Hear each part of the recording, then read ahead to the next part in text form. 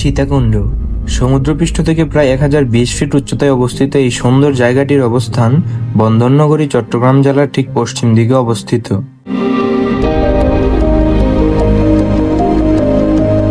70 kilometre দৈর্ঘ্যের পাহাড়টির সর্বোচ্চ চূড়া হিসাবে ধরা হয় এই চন্দ্রনাথ পাহাড়কে, যার চূড়ায় দাঁড়ালে আপনি উপভোগ করতে পারবেন এক অন্যরকম নৈসর্গিক সৌন্দর্য। পাহাড় থেকে সমতল, ঝর্ণা থেকে সমুদ্র, কি নেই এখানে।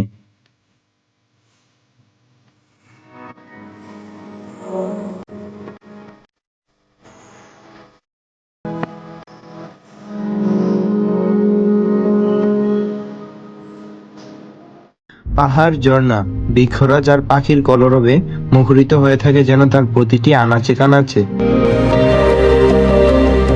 এছাড়াও এখানে রয়েছে সহস্রধারা ঝর্ণা, গুলিয়াখালী সমুদ্র সৈকতের মতো অসম্ভব সুন্দর কিছু জনপ্রিয় পর্যটনী স্পট, যার ভিন্নধর্মী এক নৈসর্গিক সৌন্দর্যে আপনি মুগ্ধ হতে বাধ্য।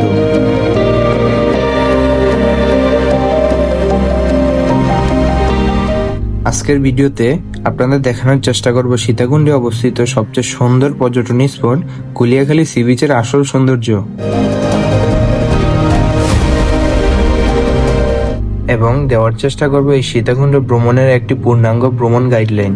তাই ধৈর্য সহকারে সম্পূর্ণ ভিডিও দেখার আমন্ত্রণ জানিয়ে শুরু করছি আমাদের আজকের ভ্রমণ গল্প নৈসর্গিক সৌন্দর্যের আধার এই সীতাকুণ্ডকে নিয়ে। সীতাকুণ্ড ও আশপাশের সবচেয়ে জনপ্রিয় পর্যটন স্পটগুলো ঘুরে দেখার জন্য আমাদের সর্বপ্রথম গন্তব্য হলো সীতাকুণ্ড বাজার। ঢাকা অথবা দেশের যে কোনো প্রান্ত থেকে চট্টগ্রাম রুটের বাসে করে চলে আসতে পারেন এই সীতাকুণ্ড বাজারে। এবারের যাত্রায় আমরা যাচ্ছি দাউদকান্দি থেকে, যা কুমিল্লা জেলার অন্তর্গত। দাউদকান্দি থেকে সীতাকুণ্ড বাজার পর্যন্ত ভাড়া পড়েছিল জনপ্রতি 230 টাকা করে।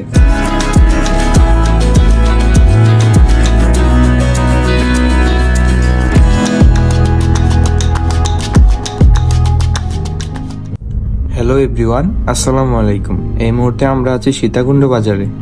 তো এখান থেকে আমরা আমাদের সকালের নাস্তাটা সেরে নিয়ে পরে যাত্রাটা শুরু করব।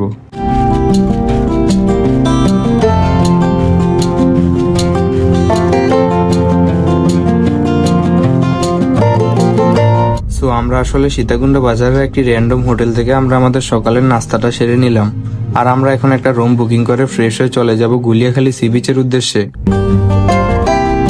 হোটেল সম্পর্কে বিস্তারিত তথ্য ভিডিওর শেষে দেওয়া থাকবে। হোটেলের নিচেই আপনারা সিএনজি পেয়ে যাবেন। সীতাকুণ্ড বাজার থেকে গুলিয়াখালী সি বিচের ভাড়া পড়বে জনপ্রতি 30 টাকা করে। তো যাই হোক, চলুন এই সিএনজিটা রিজার্ভ করিয়ে আমরা চলে যাই গুলিয়াখালী সি বিচের উদ্দেশ্যে।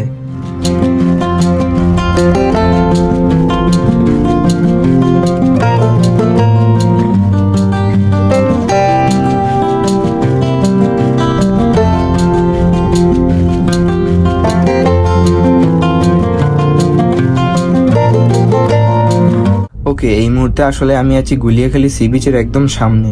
এই যে আমার সামনে দেখতে পারতেছেন, এটাই হলো গুলিয়াখালী সি বিচ। এটাকেই চট্টগ্রামের সবচেয়ে সুন্দর সমুদ্র সৈকত হিসাবে ধরা হয়।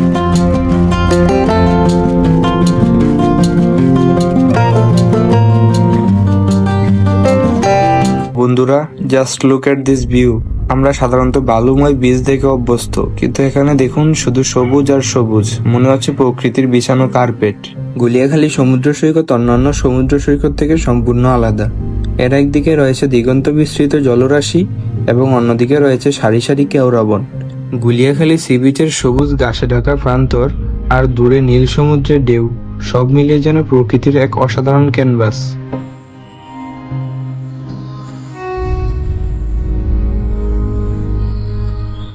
হঠাৎ করে আকাশের রং বদলাতে শুরু করলো। একটু আগেই যে আকাশটা ছিল একদম পরিষ্কার, মুহূর্তেই তা হয়ে গেল কালো মেঘে ঢাকা। বাতাসে এক ধরনের শীতলতা আর অদ্ভুত নীরবতা নেমে এলো। আমরা বুঝে ওঠার আগেই শুরু হয়ে গেল হালকা বৃষ্টি।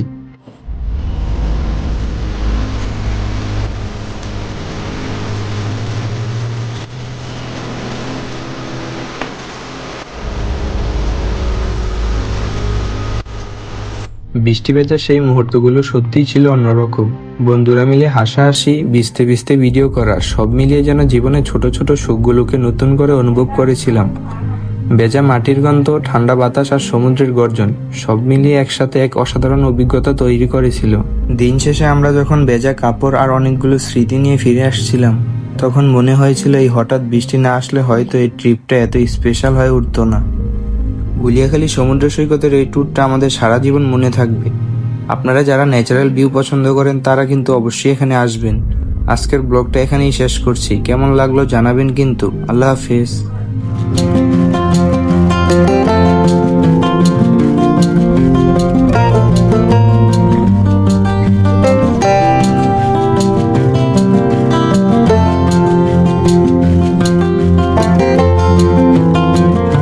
আসসালামু আলাইকুম। আমি এই মুহূর্তে সীতাকুণ্ড বাজারে গোল্ডেন আবাসিক হোটেলে আছি।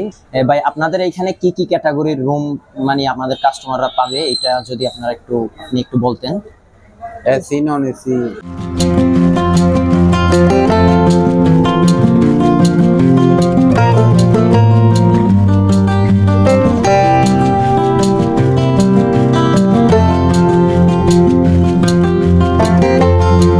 আপনাদের এই হোটেলে আমরা আশা করব যে সর্বোচ্চ পরিমাণ সার্ভিসটা ওনারা দেওয়ার চেষ্টা করবে। তো আমি গিয়ে বাইকে জিজ্ঞাসা করব যে আমাদের যে অডিয়েন্স গুলা মানে আপনারা আসলে যে বাইক কি পরিমাণ যে সার্ভিসটা দিবে সেইটা সম্পর্কে আমি একটু বাইরের কাছ থেকে জানতে চাবো।